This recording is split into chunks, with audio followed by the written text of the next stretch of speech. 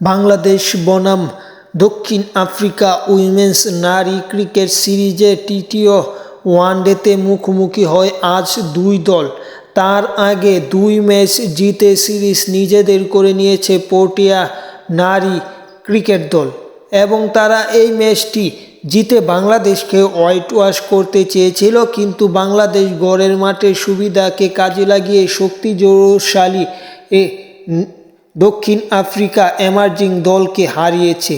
তৃতীয় ওয়ানডেতে আজ মাঠে নামলে বাংলাদেশ প্রথমে ব্যাট করে। নির্ধারিত 50 ওভার ব্যাট করে বাংলাদেশ 8 উইকেট হারিয়ে সংগ্রহ করে 253 রান।